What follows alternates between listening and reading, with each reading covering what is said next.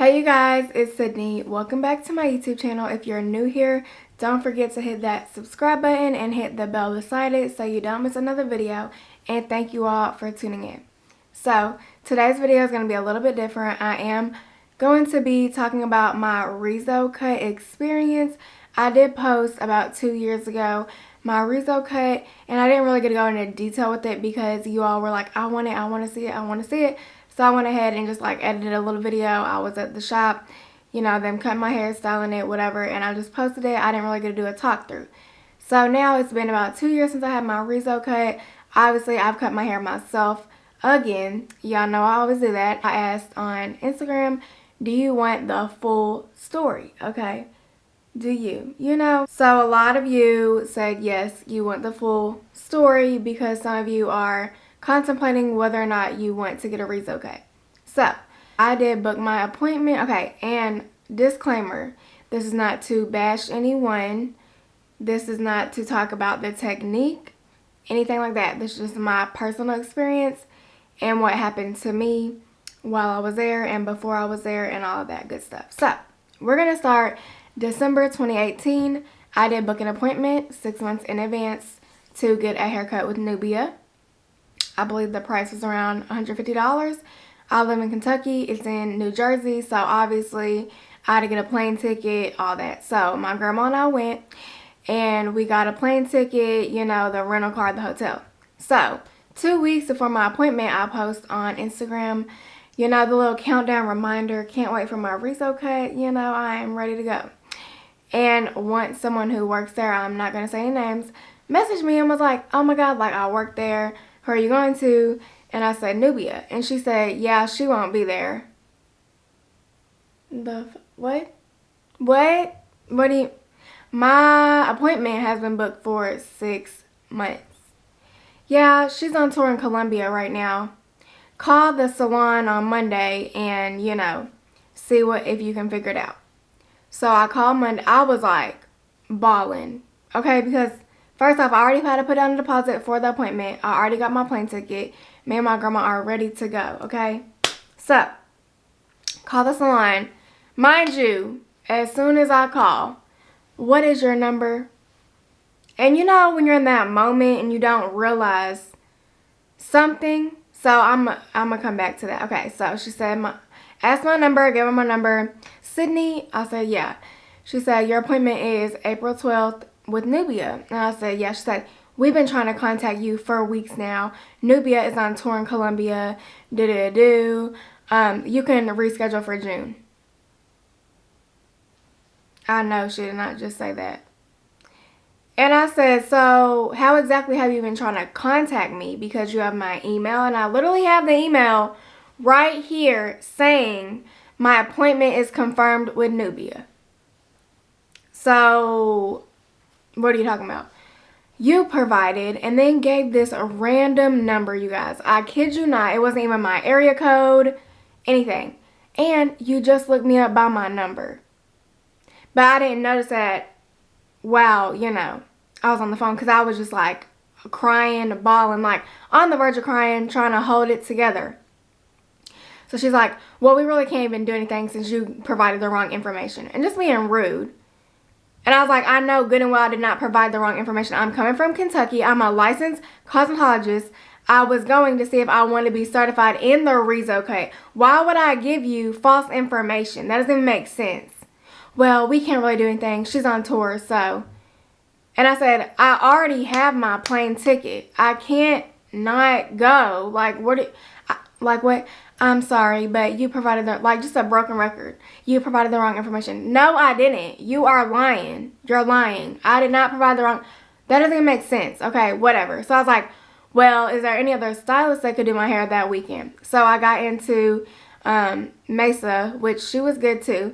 But anyway, so that already like, you know, I was on the verge of crying. Well, I did cry after that because that's just like, it's unprofessional. Like, obviously you didn't reach out and, you know, let me know that you canceled my appointment without me knowing. Like, I'm not, like, thank God I posted on my story and someone who worked there saw it because I would have gone there and not had an appointment. Like, really? It's just, like, common courtesy. And if you couldn't get a hold of me, you have my email, my Instagram, all of that. So you didn't try hard enough, okay?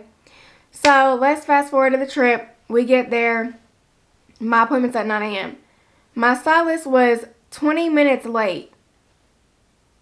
And I'm just like, I've already had to, you know, go through all this with Nubia not being there. And then the receptionist, oh, she's always like fashionably late. No, I am a stylist. I am there 30 minutes early. Every client. I do not care. You don't show up 20 minutes late. And then, you know, I'm sitting in the chair and I mentioned me supposed to be going to Nubia. Yeah, she's doing great in Colombia. Like, they're just trying to disregard what happened. Didn't want to talk about it, you know. My haircut took 3 hours for a cut and style.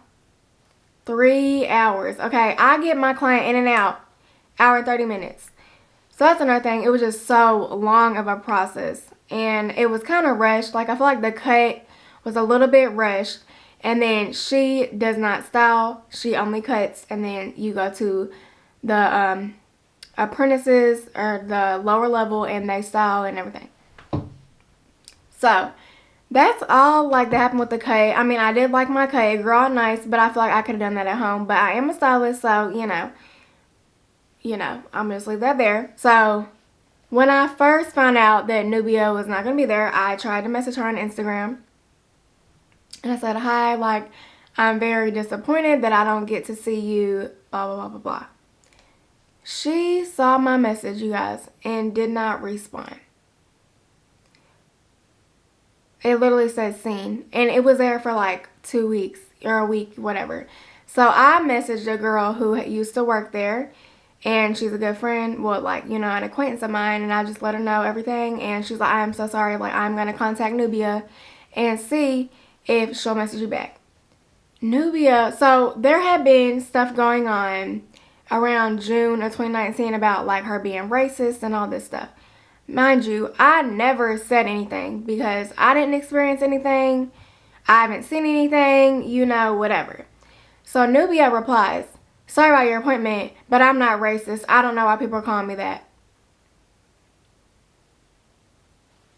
I was just talking about my appointment. I wasn't calling you racist or anything. I don't know you. Whatever. So, and she explained that people are saying there's no dark skins on her page and blah, blah, blah. So, I try to give her advice on, okay, if you look at my page versus hers, you see every texture, every color of skin, everyone represented on my page. On hers, it's more looser, lighter skinned people, which she cannot help who comes to her, okay? You know, so as a stylist, I get that. But if you want to market to tighter textures, maybe like you give all these influencers free cuts, give more darker skin or tighter texture women a free cut. So that's basically what I explained to her. I said, you know, being a stylist, I can maybe help you out with some pointers on your page. She literally said, well, not everyone's dark skin. Okay, you know what? I just left it because I'm not going to sit here and go back and forth with you. You already missed my appointment. You did not really care that you missed it. You know, she had the nerve to like send me a picture of her and 2 dark-skinned women. I'm sure you saw them on the street and want to get a picture. Like I am not racist. I am on tour giving free haircuts. What does that have to do with you being racist? Nothing, okay? So that kind of rubbed me the wrong way. I've also had another friend who went and got a cut. So this girl wanted around a cut. Her hair was butchered. Triangle. And she went to Nubia. So, I don't know. It just made me not want to get certified. First off, it's like $1,200 for a 2-day course.